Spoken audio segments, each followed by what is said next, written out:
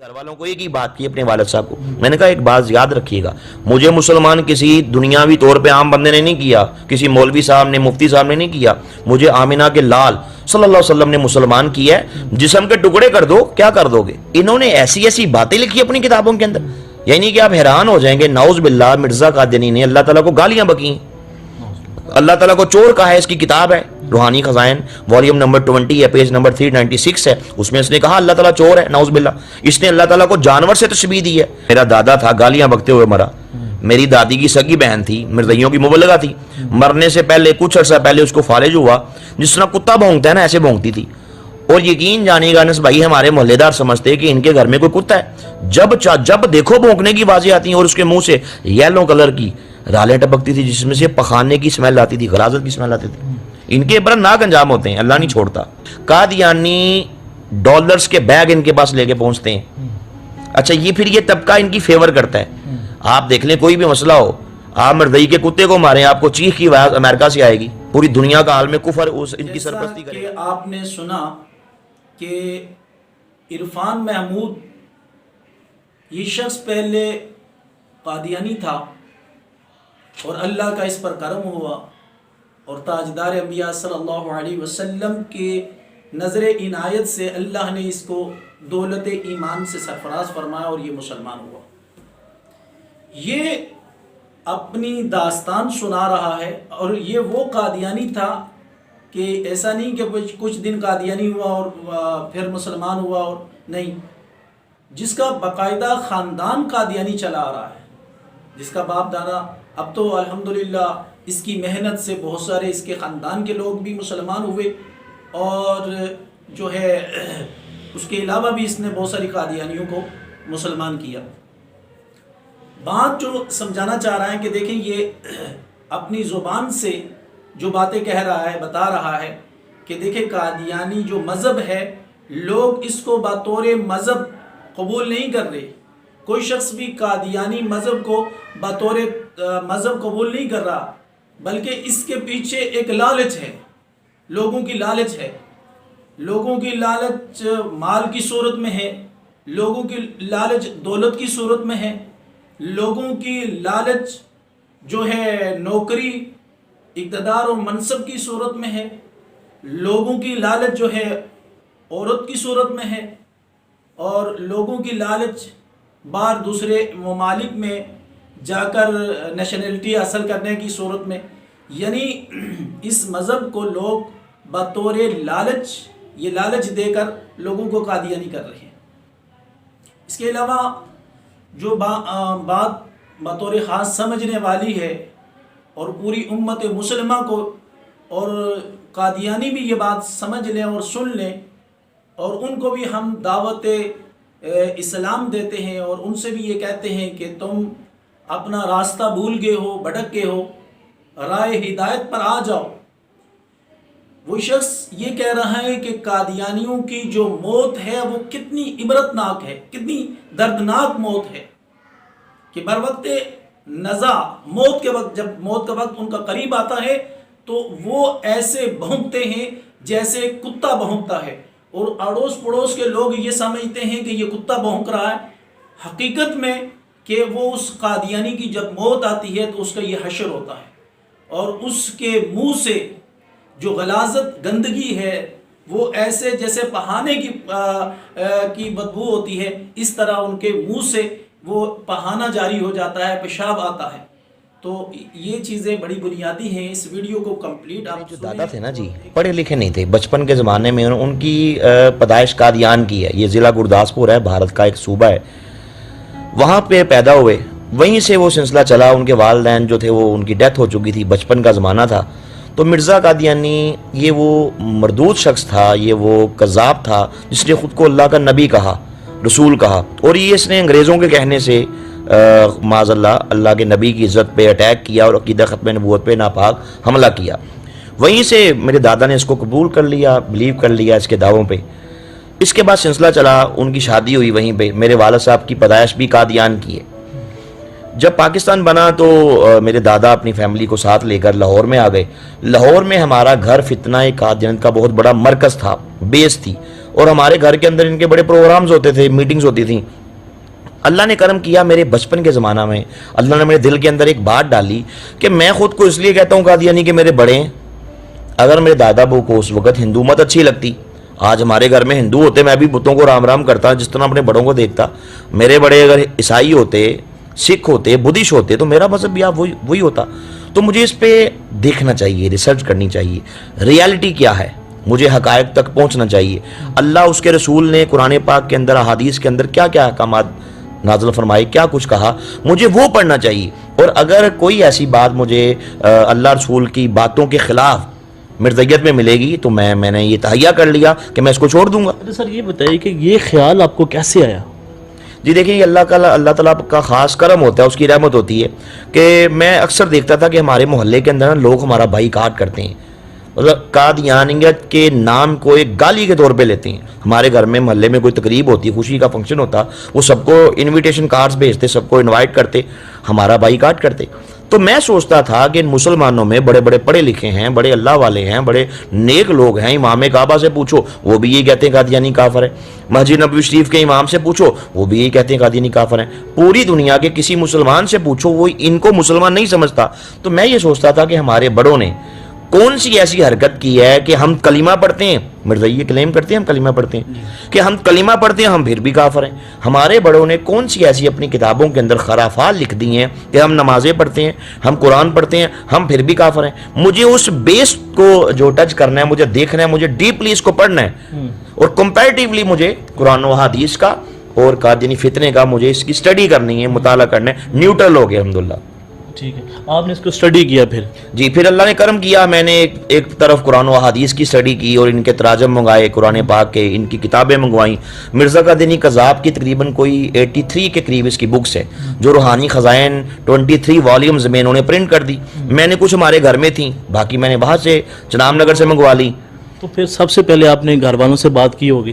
جی اچھا, گھر والوں کو تھا کہ یہ آج کل مطلب پڑھ رہا ہے, کسی شوق میں ہے, انہوں نے کہا چلو اچھی بات ہے, پڑھ رہا ہے تو پڑھنے دو. انہوں نے مجھے روکا نہیں. لیکن آپ یقین کریں کہ جب میں نے اس پہ ڈیپلی پڑھا, قرآن و حدیث کی اسٹڈی کی, ساتھ میں نے مرزیت کو پڑھا, انہوں نے ایسی ایسی باتیں لکھی اپنی کتابوں کے اندر, یعنی کہ آپ حیران ہو جائیں گے. نعوذ باللہ, مرزا قادیانی نے اللہ تعالیٰ کو گالیاں بکیں, اللہ تعالیٰ کو چور کہا ہے. اس کی کتاب ہے روحانی خزائن, والیوم نمبر 20 ہے, پیج نمبر 396 ہے. اس میں اس نے کہا اللہ تعالیٰ چور ہے, نعوذ باللہ. اس نے اللہ تعالیٰ کو جانور سے تشبیہ دی ہے, اللہ پاک کو اس نے تندوا کہا ہے, معاذ اللہ. ان کی کتاب ہے روحانی خزائن, جلد والیوم نمبر اس کا 3 ہے. اس کے اندر مرزا نے اللہ تعالیٰ کو گالی بکی ہے. اس نے اللہ تعالیٰ کو کھا جانے والی آگ کہا. روحانی خزائن جلد نمبر اس کی 12 ہے, پیج نمبر اس کا 64 ہے. غرض کے جب میں نے وہ کتابیں پڑھی جس میں اللہ کی شان میں گستاخیاں, انبیاء کو گالیاں, آپ یقین جانیں گے اللہ کے نبی عیسیٰ علیہ السلام کو انتہائی غلیظ اور ننگی اور گندی اور بازاری گالیاں بکی تھیں اللہ کے نبی عیسیٰ علیہ السلام کو. میری آنکھیں کھل گئیں. نبی پاک صلی اللہ علیہ وسلم کی شان میں گستاخیاں, کہیں یہ دعویٰ کیا کہ میں خود محمد ہوں, کہیں دعویٰ کیا میں محمد سے بڑھ گیا, یہ بھی دعویٰ کیا. کہیں کہا کہ معاذ اللہ جو محمد صلی اللہ تھے وہ عیسائیوں کے ہاتھ کا پنیر کھاتے تھے, حالانکہ مشہور تھا کہ اس میں نعوذ باللہ سور کی چربی پڑتی ہے. یعنی کہ ڈائریکٹ عزت رسول پہ اٹیک, اصحاب رسول پہ, اہل بیت اطہار کی عزتوں پہ اٹیک. تو اللہ نے کرم کیا, میں جو یہ نظریات جیسے جیسے ان سے اویئر ہوتا گیا, ویسے ویسے مرزا قادیانی سے میری چاہت کا, ادب کا, تمام جو رشتے تھے وہ ٹوٹتے چلے گئے, اور آخر ایک دن کچے دھاگے کی طرح بالکل ٹوٹ گئے. اور اللہ نے کرم کر دیا, کائنات کی سب سے بڑی دولت الحمدللہ اللہ نے دولت ایمان سے مجھے سرفراز فرما دیا. اچھا, یہ بھی پتہ چلا ہے کہ اس کے بعد آپ کو کافی مشکلات کا سامنا کرنا پڑا, چاہے وہ مالی مشکلات بھی ہوں. جی میں سمجھتا ہوں کہ جو میری بیس تھی نا, میں نے بچپن کے زمانے میں خواب دیکھا تھا کہ حضور نبی صلی اللہ علیہ وسلم تشریف لائے ہیں, سب کے گھروں میں پھل بانٹ رہے ہیں. تو آپ مرزائیوں کے گھر میں نہیں گئے, آپ نے میری طرف نگاہ کرم فرمائی, تبسم فرما دیے, مسکرا دیے, الحمدللہ. یہ میری بیس تھی. میرے قبول اسلام کے حوالے سے بہت سی وجوہات, میں نے آپ سے 1-2 وجوہات ذکر بھی کی, ان کی بکس پڑھی, ان کے قادیانیوں کے عبرتناک انجام دیکھے. میں نے دادے کو مرتے ہوئے دیکھا, عبرتناک موت. میں نے دادی کی سسٹر کو, سگی بہن کو عبرتناک موت مرتے ہوئے دیکھا. میں نے اپنے چچے کو مرتے ہوئے دیکھا. بڑے بڑے میں نے قادیانیوں کے عبرتناک انجام اپنی آنکھوں سے دیکھے جب میں خود قادیانی تھا. لیکن در حقیقت جو میری بیس تھی قبول اسلام کے لیے وہ میرے کریم آقا صلی اللہ علیہ وسلم کی نگاہ کرم تھی. اچھا, جب ریئیکٹ ہوا, میرے والد صاحب نے مینٹلی ٹارچر کیا, گھر سے کک آؤٹ کیا, مارا پیٹا, سر پہ ڈنڈے مارے. مرزا یہ کہتے ہیں لو فار آل ہیٹڈ فار نن, یہ سارا ان کا ڈرام ہے. کہ محبت سب کے لیے، نفرت کسی سے نہیں. بھائی جب میں نے اس کو چھوڑا تو پھر مجھ سے بھی محبت کرو نا. نفرت کسی سے نہیں، پھر مجھ سے نفرت کیوں کی؟ یہ سب ان کی 2 نمبری، ان کا ڈرامے بازی ہے ان کا. خیر بہت انہوں نے مارا پیٹا، گھر سے نکالا، سب کچھ کیا، لالچیں دیں. اللہ نے کرم کیا، میں نے عرض کی چونکہ میری بیس تھی، میں نے گھر والوں کو ایک ہی بات کی اپنے والد صاحب کو. میں نے کہا ایک بات یاد رکھیے گا، مجھے مسلمان کسی دنیاوی طور پہ عام بندے نے نہیں کیا، کسی مولوی صاحب نے، مفتی صاحب نے نہیں کیا. مجھے آمینہ کے لال صلی اللہ علیہ وسلم نے مسلمان کیا ہے. جسم کے ٹکڑے کر دو، کیا کر دو گے؟ کرو. کیا صحابہ رسول نے نہیں قربانیاں کی؟ کیا شہید کربلا حضرت امام حسین نے نہیں قربانی دی؟ تو ہماری یہ لازوال ایک درخشاں تاریخ ہے ہمارے کابرین کی. انہوں نے دین اسلام کے لیے قربانیاں دیں، تو مار دو، مار کیا کرو گے؟ لیکن الحمدللہ میرا جینا بھی میرے نبی کی ختم نبوت کے لیے ہوگا، اور انشاءاللہ میرا مرنا بھی آپ کی ختم نبوت کے لیے ہوگا. اچھا عرفان صاحب یہ بتائیے گا کہ آپ قادیانیت کے بہت نزدیک رہے ہیں، ایک جو مسلمان بچہ ہوتا ہے اس کو قادیانی لوگ کس طرح گمراہ کرتے ہیں اور قادیانی بناتے ہیں؟ جی یہ تو میں خود کرتا رہا. جب میں خود تھا قادیانی تو ہمارے بڑے ہم سے یہ کہتے تھے، اچھا ان کی تنظیمات ہیں، ان کے بچے ہیں، بچوں کی الگ سے تنظیمات ہیں، نوجوانوں کی الگ سے تنظیم ہے، بوڑھوں کی الگ سے ہے. بچوں کو کہتے ہیں خدام الحمدیہ، نوجوانوں کو بچوں کو کہتے ہیں اطفال الحمدیہ، نوجوانوں کو کہتے ہیں خدام الحمدیہ، اور اس سے جو بڑے ہیں ان کو کہتے ہیں انصار الحمدیہ. تو میں جب اطفال الحمدیہ میں تھا تو ہمارے بڑے ہم سے یہ کہتے تھے کہ آپ مسلمانوں کے بچوں کو قادیانی کرنے کے لیے ہمارے مراکز میں لے کے آیا کرو. ہم لے جاتے. اب آپ آئیڈیا کیجئے گا ان کا طریقہ واردات، غور کیجئے گا. جب بچے وہاں پہ جاتے، ہمارے دوست، ہمارے ہم عمر، یہ وہاں پہ ان کو کھانے کے لیے کینڈیز دیتے، آئس کریم، چاکلیٹس دیتے، ساتھ کہتے بیٹا دیکھو جو کلمہ آپ کا وہی کلمہ ہمارا، تم بھی نماز پڑھتے ہو ہم بھی پڑھتے ہیں، تم بھی قرآن پہ بلیو کرتے ہو ہم بھی کرتے ہیں. چھوٹے سے بچے کو بلاتے ٹریننگ یافتہ کو، کہتے بیٹا اسے کلمہ پڑھ کے سناؤ، ہم نے تمہیں کون سا کلمہ سکھایا ہے؟ وہ چھوٹا سا بچہ وہی کلمہ پڑھتا جو ہم مسلمان پڑھتے ہیں. پھر کہتے جی جب سب کچھ وہی ہے تو بیٹا بتاؤ کہ پھر ہم لوگ مسلمان ہیں کافر ہیں؟ چھوٹا سا بچہ اسے کیا پتا، خالی ذہن ہے، مائنڈ ہے اس کے اندر چاہے جو مرضی غلاظت بھر دو. وہ کہتا کہ انکل آپ صحیح بات کہتے ہیں، یہ مولوی جھوٹ بولتے ہیں جو آپ کو کافر کہتے ہیں، پاکستان کا آئین غلط ہے جو آپ کو کافر کہتے ہیں، آپ تو بڑے اچھے انسان ہیں، آپ تو بڑے اچھے انکل ہیں، آپ تو مسلمان ہیں. اس طرح وہ بچپن کے زمانے میں بچوں کے ذہن کے اندر وہ انجیکٹ کرتے اپنے کفریہ نظریات کو، انجیکشن لگاتے. اچھا پھر ہم نے یہ بھی دیکھا کہ یہی جب بچے پڑھ لکھ جاتے ہیں، بڑے بڑے کلیدی عہدوں پہ جا کے تعینات ہو جاتے ہیں، ہم نے دیکھا چونکہ میں گھر کا بھیدی ہوں، قادیانی ڈالرز کے بیگ ان کے پاس لے کے پہنچتے ہیں. اچھا یہ پھر یہ طبقہ ان کی فیور کرتا ہے. آپ دیکھ لیں کوئی بھی مسئلہ ہو، آپ مردئی کے کتے کو ماریں، آپ کو چیخ کی آواز امریکہ سے آئے گی، پوری دنیا کا عالم کفر ان کی سرپرستی کرے گا. یہ وہی طبقہ ہے کہ جو قادیانی جس کو نوازتے ہیں.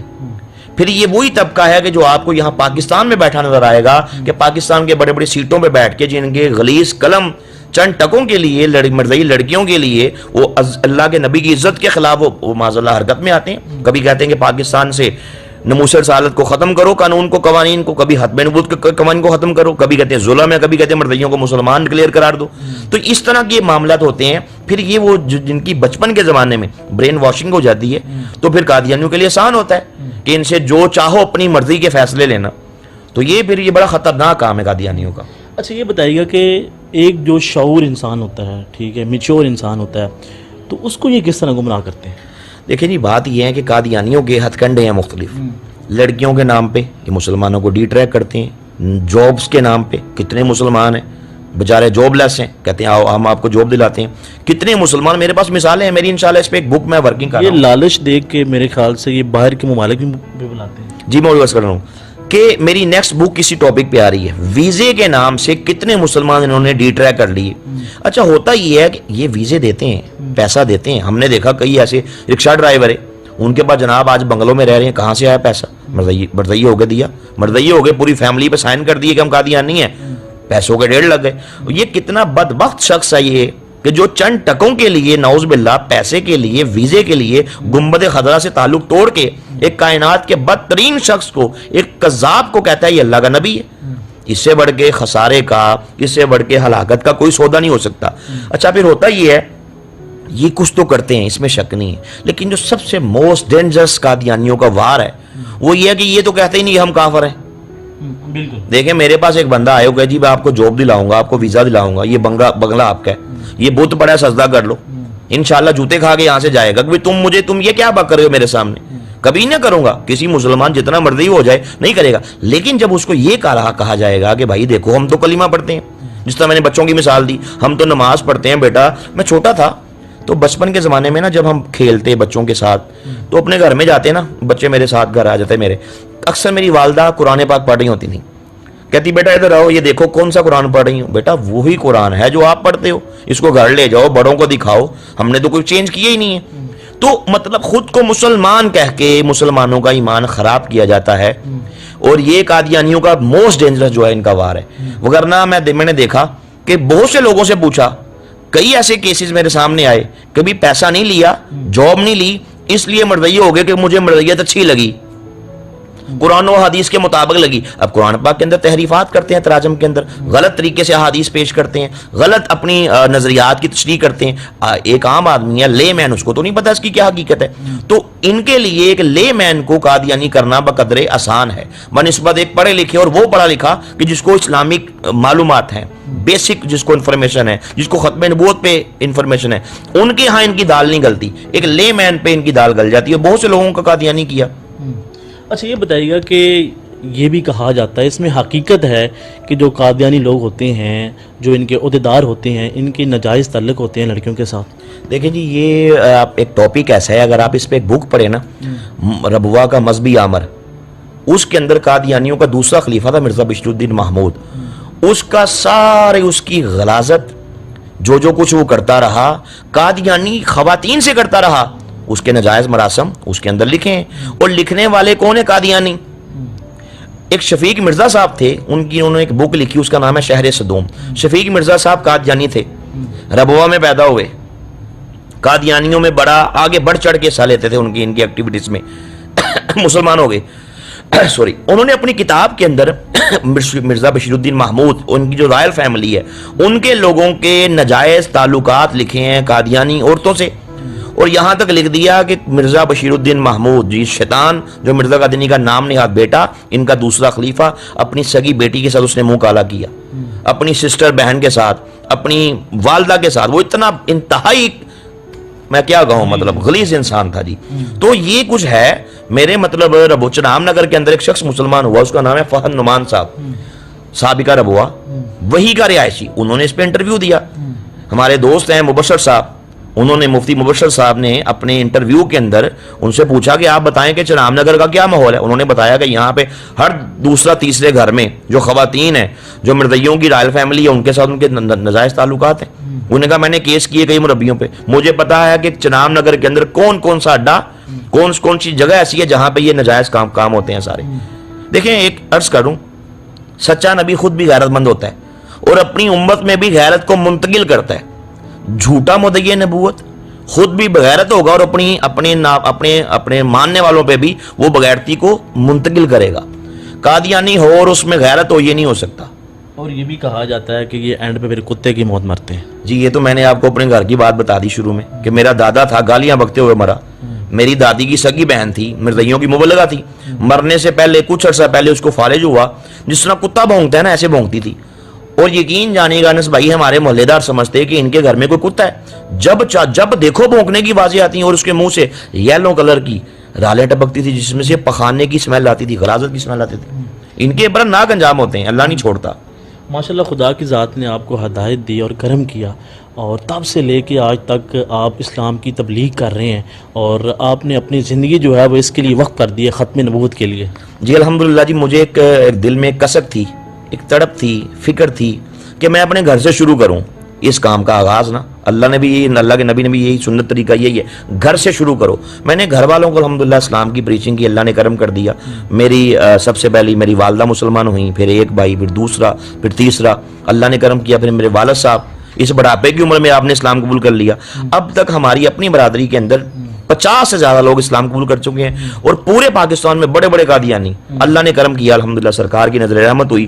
اب تک 500 سے زیادہ قادیانی میرے ہاتھ پہ اسلام قبول کر چکے ہیں. اور میری موسٹ فیمس بک قادیانی اسلام اور سائنس کے کٹہرے میں پوری دنیا میں پہنچی.